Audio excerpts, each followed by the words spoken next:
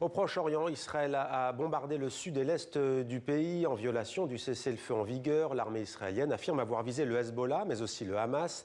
Ces attaques surviennent alors que le chef de l'armée libanaise doit justement présenter des plans visant à désarmer le mouvement chiite libanais, le Hezbollah, donc près de la frontière israélienne. Les précisions de Mevalo.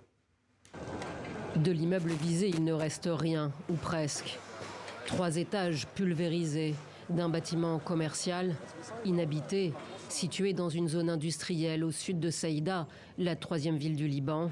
Le bilan fait état de 2 blessés, des ouvriers. Israël peut-il nous dire clairement, ainsi qu'au public, ce qu'il a exactement visé ici, afin que nous puissions tous les soutenir s'il se passe quelque chose de mal ici. C'est une ville industrielle. Des dizaines de milliers de familles en dépendent. Qui va les indemniser et reconstruire? Le raid a eu lieu vers 1 h du matin ce mardi. 2 missiles tirés successivement, sans avertissement préalable. Plus tôt, lundi après-midi, le porte-parole arabophone de l'armée israélienne avait annoncé une série de frappes visant le sud du Liban et la plaine de la Beka dans l'est du pays, appelant cette fois à la population à évacuer. 4 villages pris pour cible.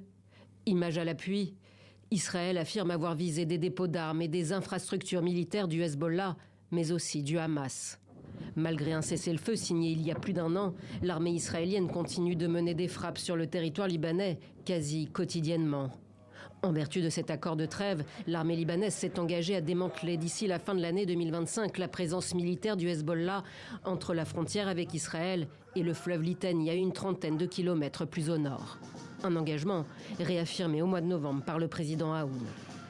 Je confie à un comité de 5 membres la tâche de veiller à ce que les forces armées libanaises soient seules à contrôler la zone située au sud du fleuve Litani et à étendre leur autorité par leurs propres forces. Mais Tel Aviv et Washington jugent les efforts de Beyrouth insuffisants.